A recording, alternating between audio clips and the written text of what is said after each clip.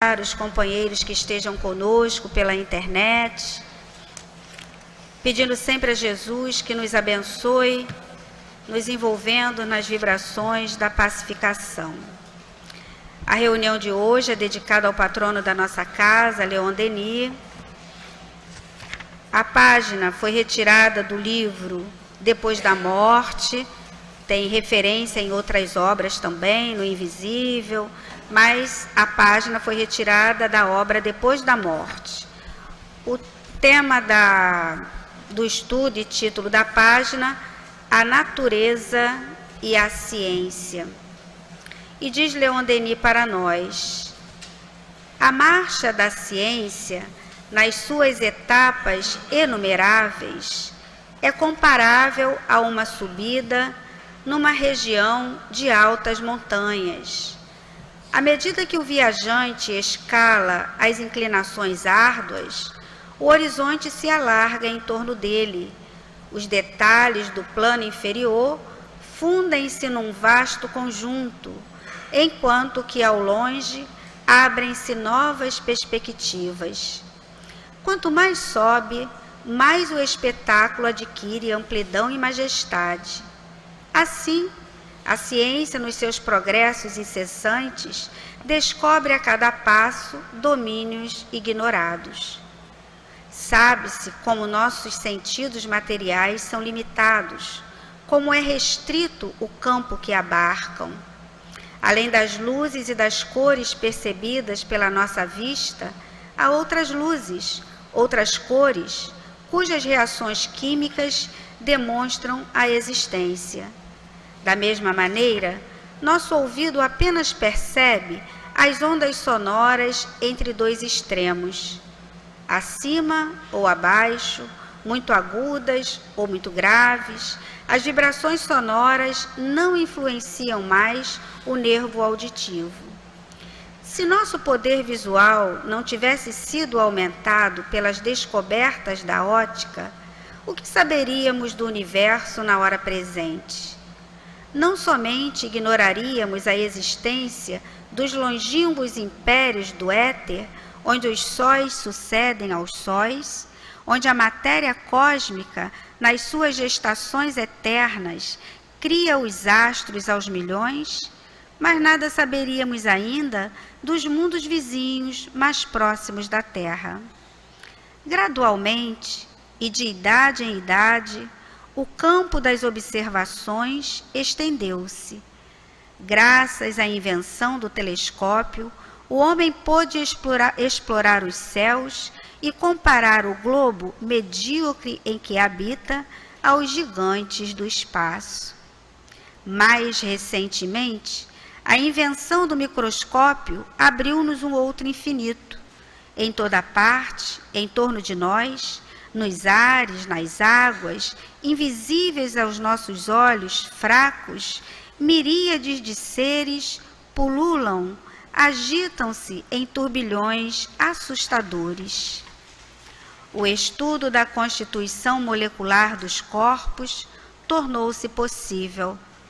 Reconhecemos que os glóbulos do sangue, os tecidos e as células do corpo humano estão povoados de parasitas estimulados, de infusórios, em detrimento dos quais outros parasitas ainda vivem.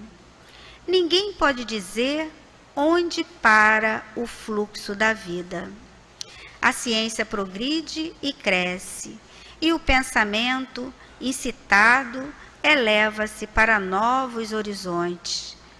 Mas, como parece leve a bagagem dos nossos conhecimentos quando se a compara ao que nos falta a aprender. O espírito humano tem seus limites, a natureza não. Com aquilo que ignoramos das leis invernais, diz Faraday, poder-se-ia criar o mundo. Nossos sentidos grosseiros nos deixam viver no meio de um oceano de maravilhas sem suspeitá-las, como cegos banhados em torrentes de luz. Leon Denis. É com essa belíssima página que nós vamos elevar o nosso pensamento para Deus e vamos, numa prece, dizer para Jesus: Jesus, querido amigo, estamos reunidos para o nosso momento de estudos e passes.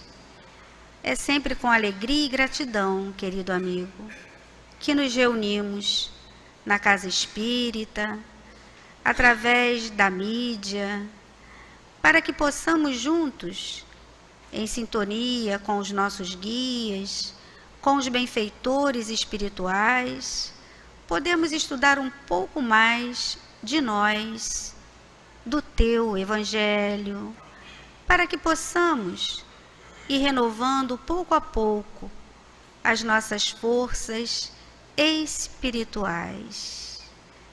Queremos te pedir, querido amigo, que esteja conosco, ajudando-nos a pensarmos junto com a nossa Luzia o tema de estudos da noite de hoje e também acompanharmos o raciocínio do nosso amigo Turíbio no momento dos passes.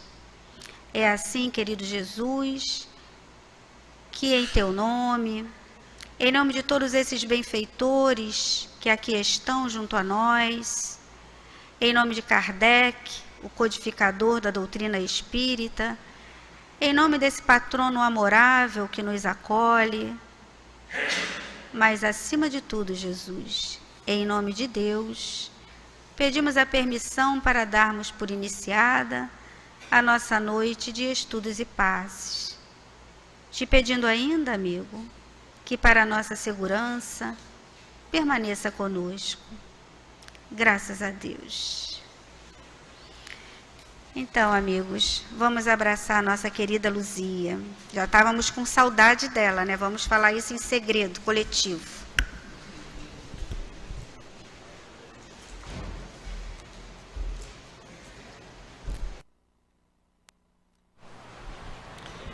Queridos, boa noite.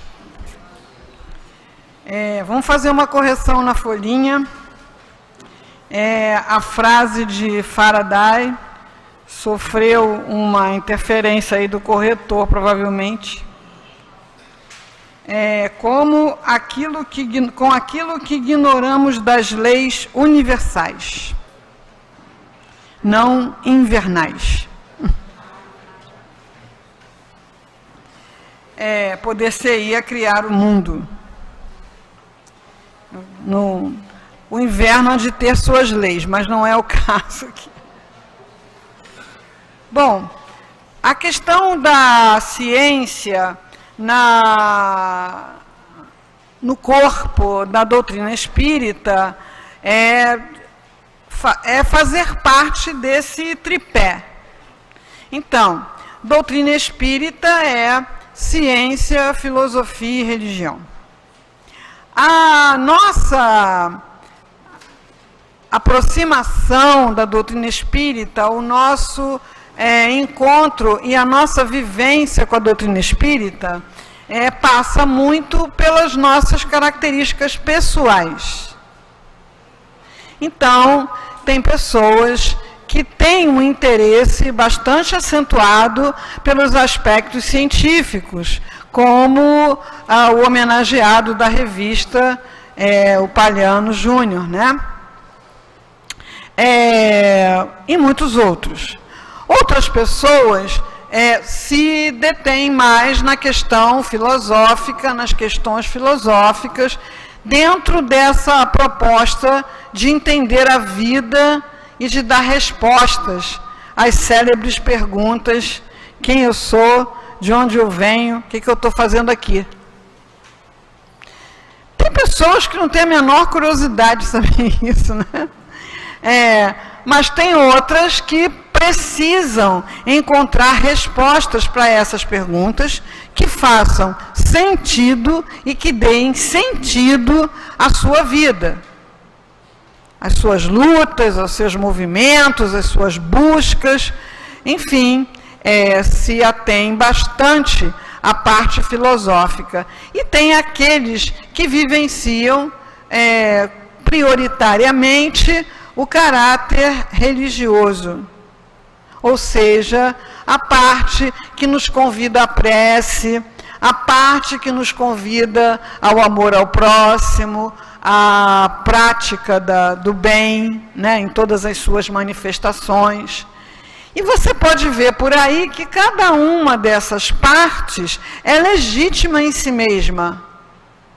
Mas o nosso patrono, Leon Denis, escreveu e vivenciou a doutrina espírita num amálgama, numa união perfeita de todas as partes. Então, em todas as obras de Leon Denis, assim como na sua biografia, você vai encontrar o estudioso da ciência. Então, para poder nos dar notícias da ciência de sua época, Leon Denis mantinha uma leitura atualizada das publicações da química, da física, da psicologia, da biologia. Isso é fácil de aprender da leitura das suas obras, quando a gente vê ele citando nomes de pessoas importantes nessas áreas. E lá no rodapézinho a gente vai ver os anais da Sociedade de Química, os anais da Sociedade de Física, obras exclusivamente voltadas para esses temas. E quando você vê Leon Denis raciocinando sobre as questões filosóficas, como a ideia de Deus, o destino humano, livre-arbítrio, quando a gente vê ele raciocinando por esses temas, a gente vê que ele praticava, além de ter muitas leituras, uma filosofia atuante. E na parte da caridade, das obras do bem, a gente sabe de que ele era uma pessoa sempre aberta a responder as cartas, a receber as pessoas na sua casa para um atendimento fraterno, e teria feito algumas obras de benemerência, das quais ele mesmo fez sigilo. Então, Leon Denis é o apóstolo do Espiritismo. É o propagandista por excelência da doutrina espírita. Por quê? Porque ele justamente tinha essa igual liberdade, esse igual conhecimento, esse igual trânsito sobre todos os aspectos da doutrina espírita, que é tríplice. E assim, o que isso interessa para mim? Isso interessa para mim, para eu que estou em busca do conhecimento e da prática da doutrina espírita, possa fazer uma avaliação pessoal. Como é que é o espiritismo que eu pratico? O que eu busco na doutrina espírita? O que eu faço? O que eu aproveito daquilo que a casa espírita tem para me oferecer? Qual é a minha relação com a revelação espírita? E aí, a gente vê que tem um bom número de pessoas que frequenta a casa espírita do mesmo modo que durante séculos frequentou os templos das diversas religiões, que propõem àquele que é frequentador uma atitude passiva de comparecer aos cultos, praticar os rituais, aderir às ideias e só. Então, a gente sabe que boa parte das pessoas que vêm à casa espírita assiste à reunião pública como assistia à missa. Quietinho, né? Às vezes aproveitando para tirar um cochilo, né? Porque é tudo tão relaxante, né? A gente se sente tão seguro, tão tranquilo, tão bem acomodado, né? E aí consegue dormir aqui como não consegue dormir em lugar nenhum, né? Acabou a palestra, a pessoa acorda para tomar passe, né? Eu fiz palestra numa entidade, numa casa espírita, que tinha um abrigo de idosas, né? E os dirigentes da casa pegavam as senhoras idosas e sentavam assim, na primeira fila, né? Aí a gente levantava, dava boa noite.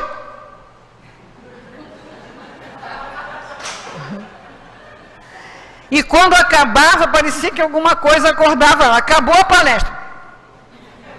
Para tomar o passe, né? Então, em todos os rituais, em todas as práticas religiosas, tem um momento de sermos abençoados. Temos um momento de receber o óleo, a hóstia, o isso, o aquilo, não é? Para nos fortalecer, nos dar a sustentação. Então, recebemos assim o passe.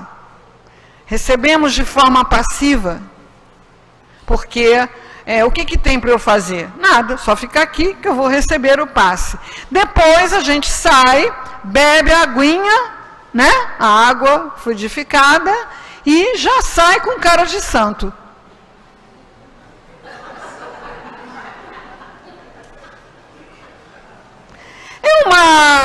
É legítimo essa vivência da doutrina espírita? Sem dúvida. Se for esse o máximo que a pessoa consegue, se for isso o que ela consegue dar como resposta ao que lhe é oferecido, ela vai precisar ficar nesse lugar por muito tempo.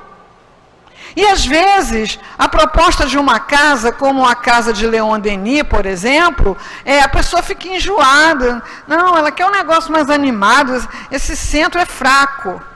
Né? Por quê? Porque não acontece nada assim, né? Muito, né? Interessante. É claro que nesse nível, a construção da doutrina espírita na alma da pessoa é muito frágil. É muito frágil diante dos desafios da existência.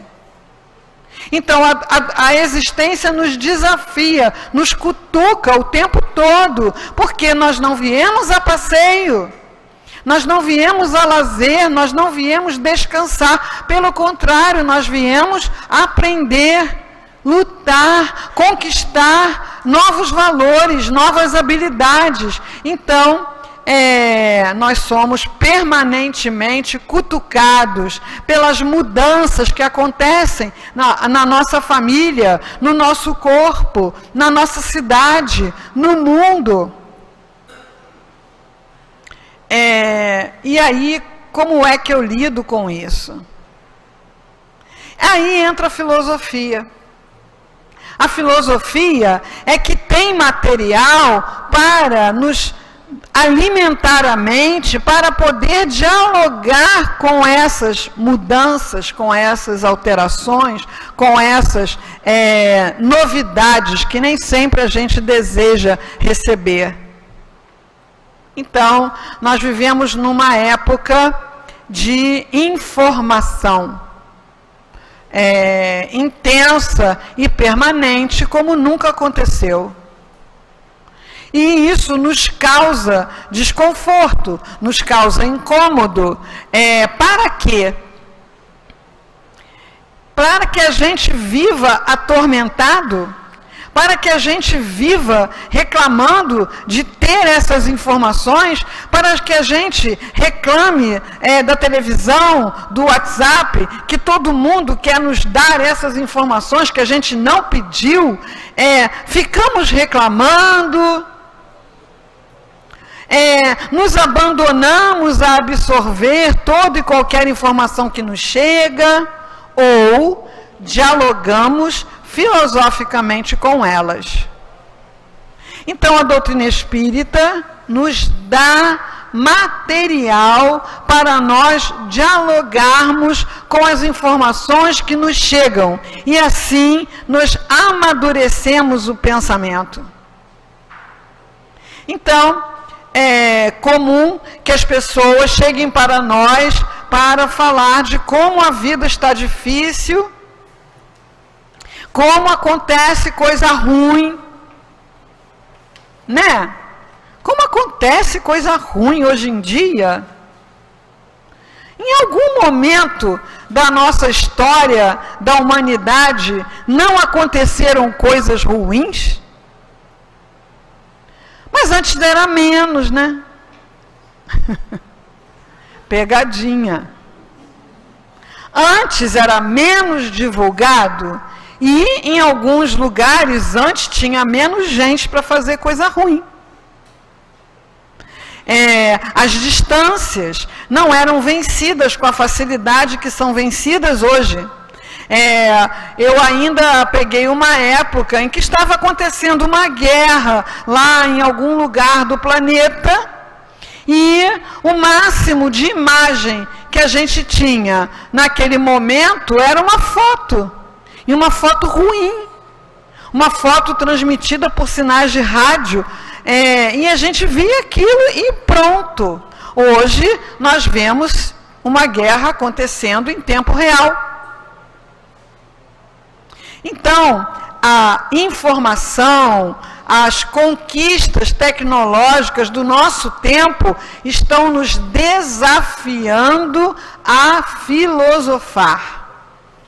À luz da doutrina espírita, eu posso entender e compreender por que acontecem as guerras, os acidentes, as mortes coletivas, os desastres naturais, as doenças, epidemias. À luz da doutrina espírita, eu tenho como entender isso? Posso garantir que sim. Algumas dessas questões já estão respondidas pelos espíritos, inclusive. Então, num momento desses de mortes coletivas, eu fiquei assim, um pouco abalada, e aí eu fui procurar a resposta. E os espíritos dizem assim: engraçado, todo dia morrem milhares, milhões de pessoas. Mas se elas não morrerem juntas, não há comoção. Só há comoção se elas morrerem no mesmo lugar. Então vamos pensar, cai um avião, morrem 200 pessoas naquele lugar. Mas todo dia morrem muito mais do que 200 pessoas. Por aí, elas não estavam no mesmo lugar. E aí não há essa comoção. Não há essa, né? Esse um fala, outro fala. A mídia tem uma palavra interessante para isso, que é repercutir. Então, aconteceu uma tragédia, como a que aconteceu esses dias, né? E aí eles ficam repercutindo. Então, o que é repercutir? Um fala, o outro comenta o que o outro falou, o outro fala a mesma coisa que o outro já falou, como se ninguém tivesse falado, o outro comenta o que o outro falou, que todo mundo já ouviu, e comenta a mesma coisa que já foi comentada, e aquilo começa a repercutir no meio social, quando as pessoas vão levando esse incômodo umas para as outras. Diante do conhecimento espírita, qual é o trabalho filosófico que eu tenho que fazer? Primeiro, entender que essas coisas acontecem, porque o que predomina nos espíritos encarnados no planeta é orgulho e egoísmo. Uma semana de casa espírita, você já sabe que a Terra é planeta de provas e expiações, não é?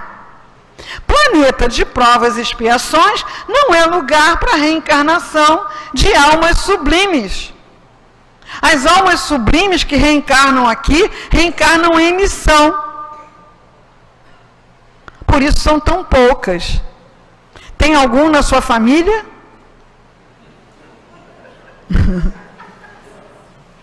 Na minha não, graças a Deus. Deus me livre de ser mãe de missionário. É difícil, a mãe tem que ser missionária também. né? Imagina ser mãe de Jesus, ser mãe de Paulo. A mãe de Paulo, parece que ninguém nem sabe o que foi, né? Parece que ele já nasceu homem montado a cavalo.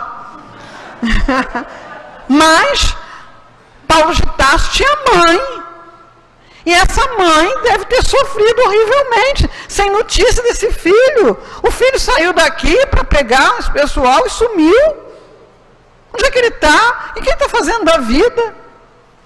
Então, tirando esses missionários, o grosso da população é de espíritos nos quais predomina o orgulho e o egoísmo, e por isso criam para si mesmos situações de dor, de sofrimento, que não é castigo, é apenas o funcionamento da lei natural.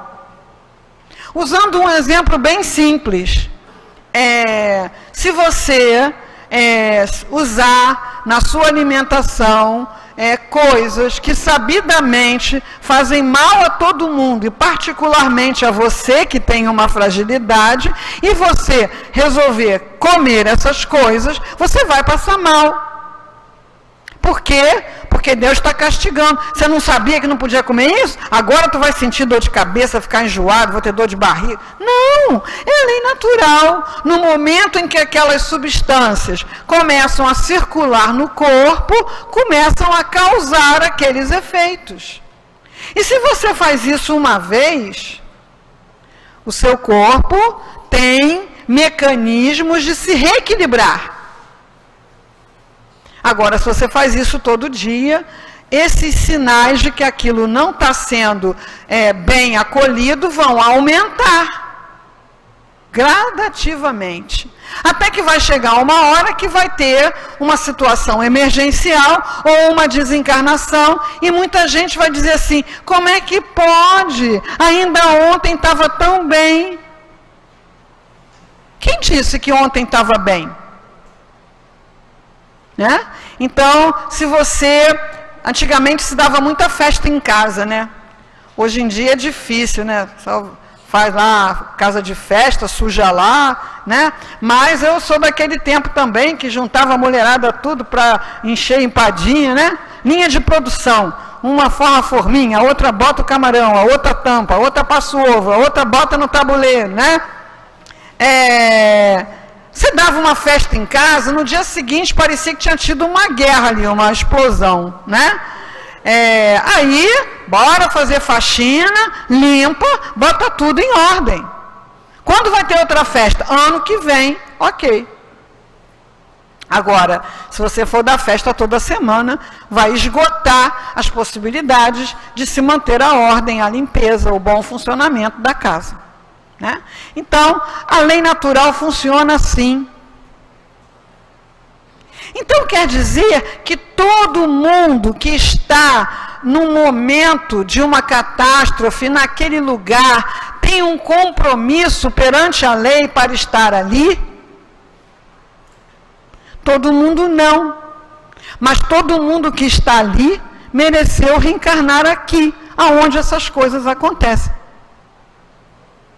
Então, vamos dizer que você queira viajar para aquelas ilhas paradisíacas, né? Indonésia, Bali, né? Só tu sabe que lá acontece tsunami, não sabe? Sei. Você vai assim mesmo? Vou. Aí você está lá, vem um tsunami, era karma. Não era karma. Imagina como é que vai juntar milhares de pessoas que tem que estar ali para morrer especificamente afogado no tsunami. Não dá para fazer isso. Vai todo mundo. Quem tem compromisso e quem não tem compromisso exatamente com o tsunami, mas tem compromisso com a reencarnação ou estar nesse planeta onde acontecem tsunamis. Tem bala perdida?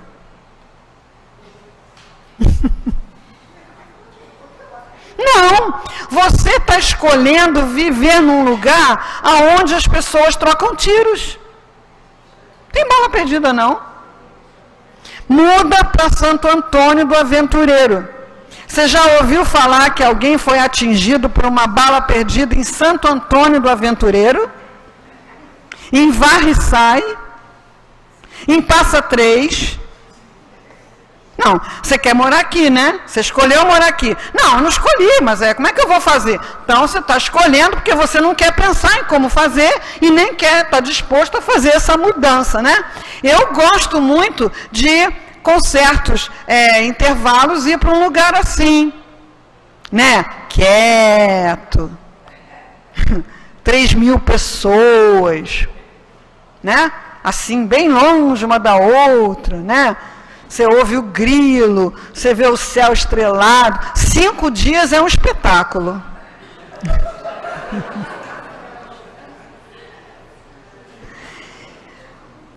Você vai num lugar desse, aí você combina com uma pessoa local. Olha, vamos sair para resolver esse assunto aqui. Pessoa, claro, vamos sim. Pode deixar, vamos lá. Aí que hora que a gente vai? Vamos 10 horas, tá bom. 10 horas. Aí tu chega 10 horas na casa da pessoa. Ele saiu, ele foi lá na esquina, na casa de fulano. Vai lá, que ele vai lá. Aí você vai na casa do outro. Eu vim só falar com ele que a gente ficou de resolver um problema. Entra, toma um café conosco aqui. Aí você entra, toma um café. Mas vamos lá resolver o negócio? Não, peraí, tá saindo um bolinho, né, de fubá. Você fica lá o dia inteiro, não consegue resolver aquilo. E você vai ficando irritado, porque essas pessoas vivem em outro ritmo. Para a gente desacelerar, porque precisar ficar lá muito tempo. Então, as nossas escolhas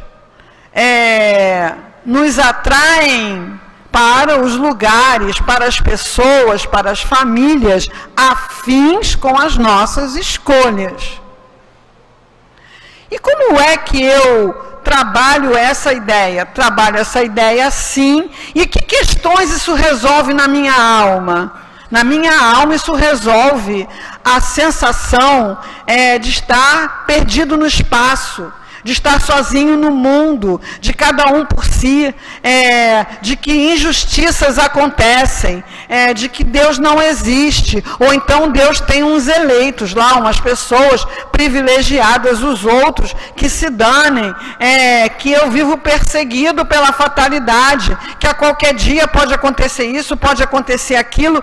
Usa a filosofia espírita para entender as coisas que te causam mal-estar. A doutrina espírita tem material para isso. Então, o que te causa mal-estar?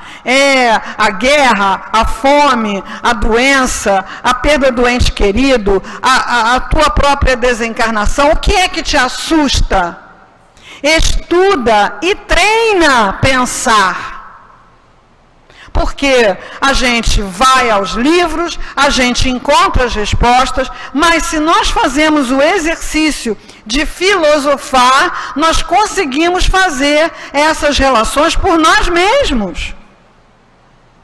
Mas para isso precisa incorporar à sua experiência a filosofia espírita. E a ciência?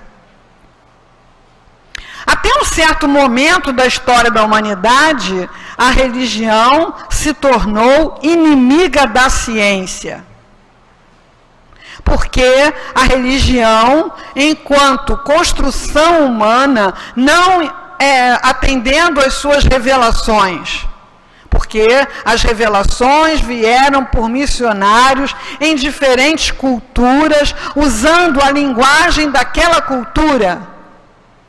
Então, veio Confúcio, veio Buda, veio Maomé, eles vieram revelar as verdades para aquela cultura. Agora, pessoas que obviamente não tinham nenhuma convicção nessas revelações, usaram e têm usado até hoje a religião como instrumento de poder para seu próprio gozo, para seu próprio desfrute. E com isso, não interessava que alguém viesse contradizer com provas a falsidade daquelas ideias, que não eram as ideias da revelação, eram as ideias dos dominadores de consciências. Então, o caso mais célebre, não é? É o de Galileu Galilei, que, olha só, Deus não criou o Sol depois da Terra, o Sol não foi criado para a Terra, o Sol não gira em torno da Terra, a Terra é que gira em torno do Sol. Isso contraria a descrição da criação, como está no Velho Testamento, que hoje a gente sabe de maneira alegórica, mas que para muitos é lida ao pé da letra que mata. Então, Galileu Galilei, por ser muito protegido pelos nobres da época, conseguiu não ser queimado, que nem Giordano Bruno, mas teve que dizer publicamente que estava errado. Relatam que ele disse que estava errado, depois ele falou assim baixinho, mas ela se move. Mas ele não falou tão baixinho assim, porque até hoje a gente sabe disso. Então alguém escutou, né? A religião, se tornando inimiga da ciência, ela dividiu a humanidade em duas metades ou duas partes. Os que são religiosos e esses não pensam, não raciocinam, apenas acreditam. E os cientistas, esses pensam, raciocinam e não acreditam em nada. Dividiu assim.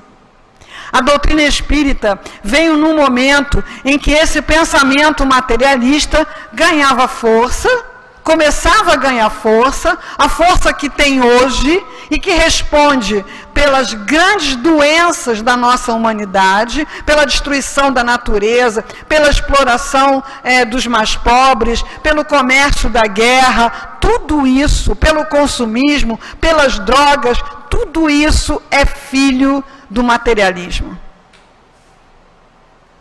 Então, a doutrina espírita aterriza nas mentes humanas, na França, que era o centro da inteligência mundial, era referência, todos os olhares olhavam para a França, e traz a doutrina espírita, que promove a síntese, a união da ciência com a religião. E Leon Denis, como propagandista por excelência da doutrina espírita, ele faz questão de trazer a palavra da ciência em todos os seus textos de defesa dos postulados espíritas. Postulados espíritas, quer dizer, você será espírita se aceitar a ideia de Deus. Leon Denis escreveu todo um livro, para mim, o livro mais bonito que jamais foi escrito sobre Deus, que é O Grande Enigma. E como eu sou fã radical, que jamais será. Não dá para ultrapassar aquilo, nem 1 milhão de anos, né? Então, escreveu um livro chamado O Grande Enigma. Outros postulados, a sobrevivência do espírito após a morte do corpo.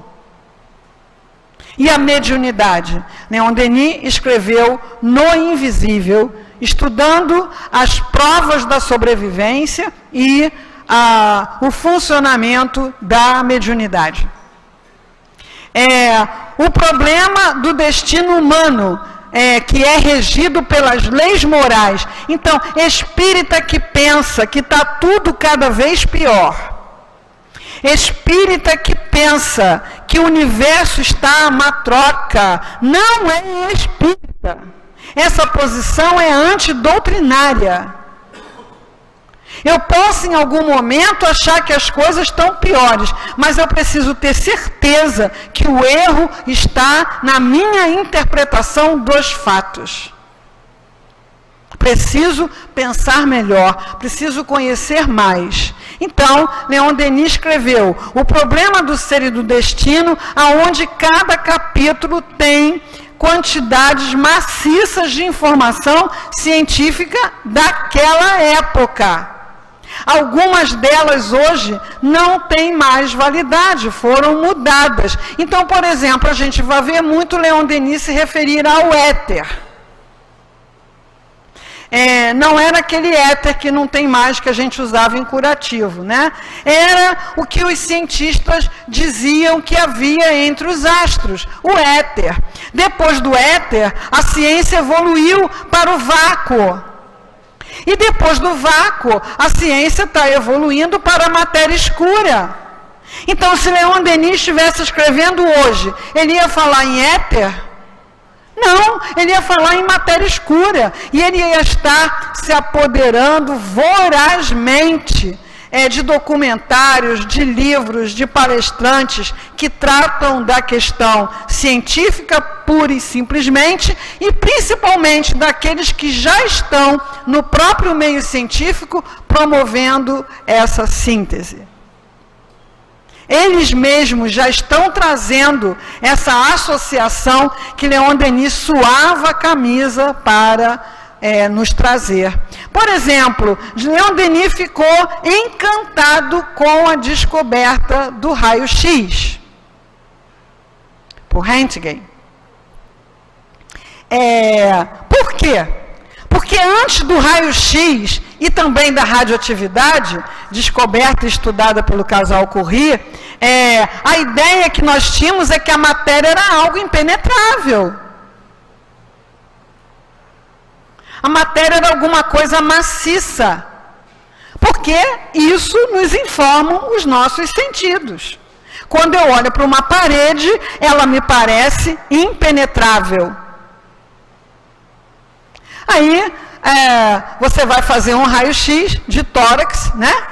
Você encosta o peito lá no filme, entra um negócio pelas tuas costas, atravessa o seu corpo e vai imprimir os seus ossinhos no filme. Você sentiu alguma coisa? Não sente nada. Mas alguma coisa material atravessa seu corpo e imprime na chapa fotográfica seus ossinhos. O pulmão, como está cheio de ar, ele aparece desenhado pelo próprio ar na coloração escura. Se tiver bom, né? Se tiver bichado, aparece branquinho mesmo. Né? O coração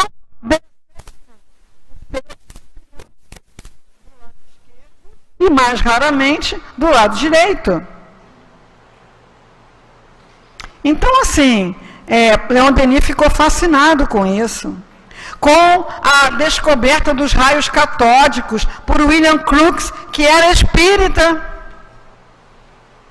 Tem um seriado na televisão que tem um detetive todo moderninho. Ele vive lá no século XIX, mas ele é metidinho, sabe? A estudar a ciência, aplicar a ciência para resolver os crimes. Eu gosto muito de ver aquilo.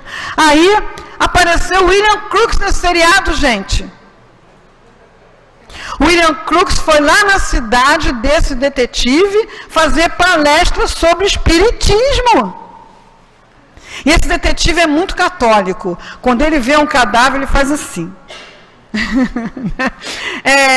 E umas conversas interessantíssimas. Eu fiquei assim em estado de graça. Por quê? Porque desde o 2º grau, no meu tempo do ginásio, que a gente é apresentado a William Crookes e ninguém fala que ele foi espírita. Escreveu uma história do espiritismo, estudou uma médium extraordinária, Florence Cook, manifestando o espírito de Kate King, reunindo várias pessoas para presenciar aquilo. Foi contratado pela Sociedade Real de Londres para desmistificar o espiritismo. Por isso ele fez essas experiências e ele concluiu isso. Eu digo que isso não só é possível, eu digo que isso é real. A mesma coisa aconteceu com outro cientista famoso, astrônomo, Camille Flammarion. Então, Leon Denis lia essas coisas, via essas conexões, colocava nos seus livros como elemento de convicção. Porque, queiramos nós estudar ciência ou não, nós somos pessoas do nosso tempo. A minha avó, ela acreditava que Deus morava ali. Ali é onde é azul. No céu. Então, quando a humanidade começou a mandar os satélites, Sputnik, não sei o quê, ela ficou muito preocupada. Deus vai ficar zangado, vai começar a mandar aquilo aqui para baixo. Então, as pessoas de 1900 e pouco, elas eram muito mais simples, mentalidades muito mais simples, raciocínios muito mais simples. Nós não estamos mais nesse nível de simplicidade. Então, se Leon Denis tivesse encarnado hoje, escrevendo livros hoje, ele estaria falando de quê? Estaria falando de física quântica. Por quê? Porque a física de partículas virou a física newtoniana, o olhar materialista sobre a criação, de perna para o ar. A equação de Einstein, energia igual a matéria vezes massa, eu esqueci. Essa hora da noite, realmente. Até Leon Denis me abandona e não me aguenta mais. Eu falei de Leon Denis de manhã no Eurípides, de tarde no Seja, agora estou aqui, 10 horas tem um grupo de estudo pela internet. Leon Denis deve estar, me deixa em paz, mulher, pelo amor de Deus. Né? Vamos lá. Energia igual a matéria vezes velocidade da luz. Aquele negócio. Então, o que essa equação prova? Que matéria é energia, energia é matéria, elas vêm se transformando uma coisa na outra o tempo todo. Isso é Einstein. Einstein é posterior a Leon Denis. Porque se fosse contemporâneo, Einstein estaria no problema do ser e do destino, com certeza. Então, aquela ciência que vinha buscando provar que matéria não existe, ela provou que espírito não existe, ela provou que matéria não existe. Então, hoje uma pessoa materialista diria com mais propriedade que é energicista. Porque matéria não tem. Matéria é um arranjo temporário de energia. Então, Leon Denis estaria trazendo física quântica, estaria trazendo os campos mórficos do Rupert Sheldrake, estaria trazendo as ideias de microtúbulos, enfim, estaria trazendo todo esse repertório de ideias científicas contemporâneas que estão começando a abrir espaço para que os cientistas se tornem espiritualistas. Então, principalmente na área da medicina, isso está ganhando um vulto muito animador. Por quê? Porque fica evidente aos olhos do pesquisador que aquela pessoa que tem uma vivência, uma experiência espiritual, ela adoece menos, consome menos medicação, se cura mais rápido, vive mais tempo, tem mais resistência imunológica. Então, hoje, já tem médicos, estudiosos, pesquisadores dizendo: o médico precisa cuidar da espiritualidade do seu paciente. E para cuidar da espiritualidade do seu paciente, ele tem que cuidar da espiritualidade dele. Até bem pouco tempo, algumas pessoas me perguntavam: Luzia, você conhece um médico espírita? Por quê? Não, porque eu tirei um receituário, fui orientado uma coisa, mas eu não posso dizer isso para o meu médico, porque ele não aceita. O que os pesquisadores hoje estão dizendo, que o próprio médico é que tem que perguntar para a pessoa, você tem alguma ligação com religião, com espiritualidade, você acredita em alguma coisa, você faz alguma prática religiosa, e incentivá-la a trazer mais disso para a sua vida, para essa vivência de doença, sua ou dos entes queridos. Então, assim, esse médico publicou esse estudo, e esse estudo teve uma repercussão tal que o Conselho de Medicina dos Estados Unidos aconselhou as universidades a terem a cadeira de Medicina e Espiritualidade ou como curricular ou como optativa. E hoje 94% das escolas americanas de medicina têm essa cadeira. Gente, para quem se formou em medicina na década de 70, como eu, isso é uma transformação absurda. Quando nós éramos estudantes, pessoas do meu tempo, a gente às vezes ficava num anatômico ou numa emergência, olhando aqueles corpos sem vida, jovens que éramos, né? Ficávamos olhando aquilo e tentando entender para onde foi aquela vida. Para onde foi aquela vontade de viver, aquelas alegrias, aquelas tristezas? E os professores eram frios, porque era chique ser frio, era chique ser materialista. Agora não está sendo mais. E Leon Denis estaria dando notícia disso maciçamente na sua obra. Tem pessoas na minha família, médicos, né, que de vez em quando me cutucam, né?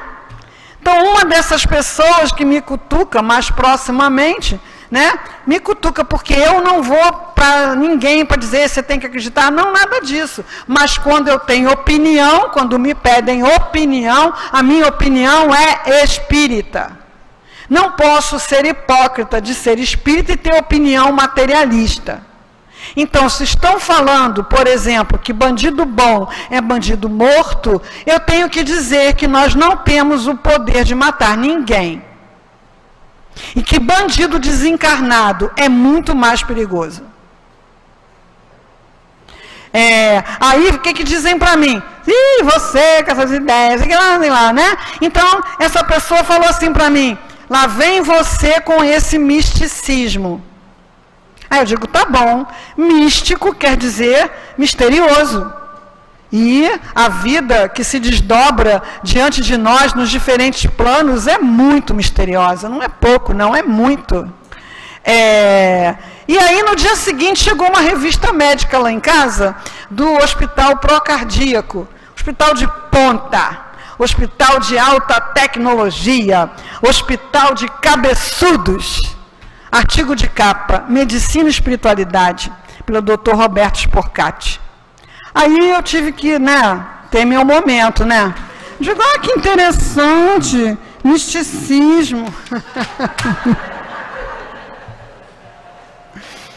Esse colega, Dr. Roberto Sporcati, tem falado de medicina e espiritualidade em vários congressos, de cardiologia, de medicina como um todo, e várias pessoas, outros tantos, espíritas principalmente. Por que espíritas? Porque enquanto os outros estavam envolvidos unicamente com a tese materialista, eles já estavam pesquisando pontos de contato entre ciência e religião, que segundo Leon Denis é o que salvará o mundo, a união da ciência com a religião. Então o que eu faço? Não sei nada de ciência. Estuda no seu passo, pesquisa no Google, lê uma revista, conversa com alguém que sabe mais, faça perguntas, porque ser espírita é ser religioso, sim, mas é também ser filósofo e gostar de ciência.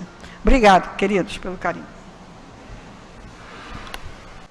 Que Jesus abençoe muito a nossa querida Luzia. Nos preparando para os passes, nós estamos estudando o capítulo 27 de O Evangelho segundo o Espiritismo, Pedi e obtereis. Ação da prece, transmissão do pensamento. No item 10, Kardec diz para nós: O Espiritismo nos faz compreender a ação da prece, explicando como se processa a transmissão do pensamento, seja quando o ser chamado atende ao nosso apelo, seja quando o nosso pensamento chega até ele. Para se compreender o que se passa nessa circunstância, eu confesso que não vou poder ir muito longe na leitura. É preciso imaginar todos os seres encarnados e desencarnados imersos no fluido universal que ocupa o espaço, assim como aqui na Terra estamos mergulhados na atmosfera. O fluido recebe o impulso da vontade, ele é o veículo do pensamento, como o ar é o veículo do som, com a diferença de que as vibrações do ar são circunscritas, enquanto que as do fluido universal se estendem ao infinito. Assim sendo, quando o pensamento é dirigido para um ser qualquer sobre a Terra ou no espaço, de encarnado a desencarnado, ou de desencarnado a encarnado, uma corrente fluídica se estabelece de um ao outro, transmitindo o pensamento da mesma forma que o ar transmite o som. A energia dessa corrente está na razão direta da energia do pensamento e da vontade. É assim que a prece é ouvida pelos espíritos em qualquer lugar em que eles se encontrem, que os espíritos se comunicam entre si, que nos transmitem suas inspirações e que se estabelecem as relações à distância entre os encarnados. Essa explicação visa esclarecer principalmente aqueles que não compreendem a utilidade da prece puramente mística. Não tem por finalidade materializar a prece, mas tornar os seus efeitos compreensíveis, mostrando que ela pode ter uma ação direta e efetiva, mas que não está menos subordinada à vontade de Deus, juiz supremo em todas as coisas e o único que pode tornar uma ação eficaz. E assim nós vamos pedindo aos companheiros médiuns que se coloquem para o passe. Não vamos nos distrair com a movimentação, ela é necessária. Vamos, por nossa vez, fazermos a nossa prece. Se estamos pela internet, estivemos com o pensamento no estudo trazido por nossa Luzia, vamos também nos preparando. É um momento importante para todos nós, para essa transmissão desses fluidos benéficos que os benfeitores espirituais vão, através dos médiuns, trazerem para nós.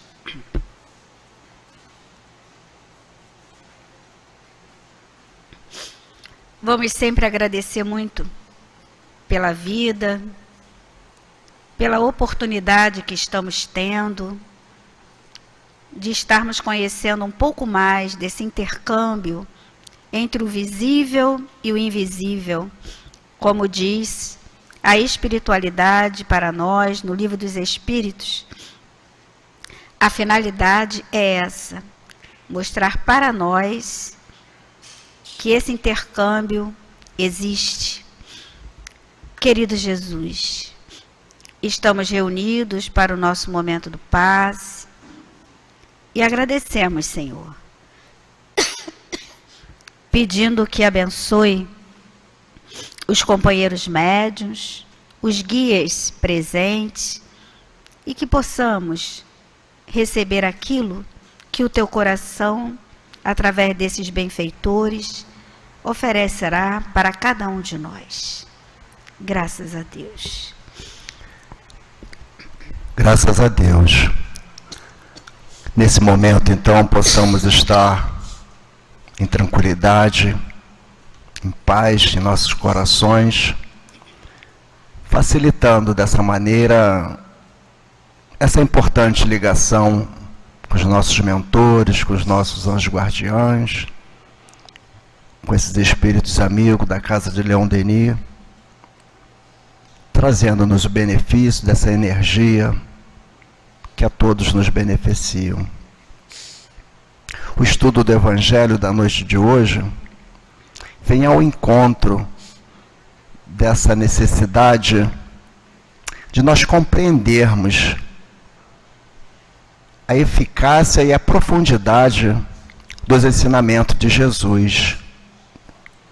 Porque ele faz uma afirmação que para nós é de grande importância, que busquemos essa compreensão, quando nos diz que, seja o que for que peçamos em prece, para nós crermos que seremos atendidos. E é uma afirmação muito séria, né? Seja o que for que peçamos em prece, nós seremos atendidos. A questão é que nós não compreendemos ou não buscamos compreender a profundidade, porque não raciocinamos em torno dessas afirmações, conforme a doutrina espírita nos encaminha o nosso raciocínio. Nós ficamos apenas na primeira parte da afirmação que Jesus nos coloca. Jesus nos coloca, seja o que for que peçamos em prece. Nós esquecemos a prece. Porque pedir algo em prece não é simplesmente pedir qualquer coisa que nós imaginemos. Pedir em prece é uma postura que nós precisamos compreender, principalmente através de uma outra passagem também, quando ele diz que todas as vezes que vieres colocar uma oferenda no altar, vai antes e concilia-se com o teu adversário. Depois volte e coloque a sua oferenda. Ou seja, depois volte e faça o seu pedido. Então, isso nos faz pensar que, ao direcionarmos os nossos pensamentos, os nossos pedidos para Deus, para Jesus, nós precisamos estar em paz de consciência, em paz com os adversários, não termos inimigos. É um estado diferente ao solicitarmos um favor dessa espiritualidade superior, que tanto nos auxilia. Precisamos estar num sentimento, numa postura, num pensamento de pacificação. Pois só assim, somente assim, no estado de pacificação, o nosso sentimento e o nosso pensamento terá uma energia suficiente para nos conectarmos com esses amigos, com esses irmãos superiores, que de sua parte também buscam estar em conexão para cada um de nós. Então é um primeiro passo para poder estarmos fazendo um pedido em prece. Não apenas um pedido, mas em prece. E é essa prece que nós precisamos aprender a formulá-la num primeiro momento em paz de consciência, em paz com os nossos irmãos, em paz com os possíveis adversários, e um segundo momento também de grande importância para cada um de nós que formulamos esses pedidos, essas preces.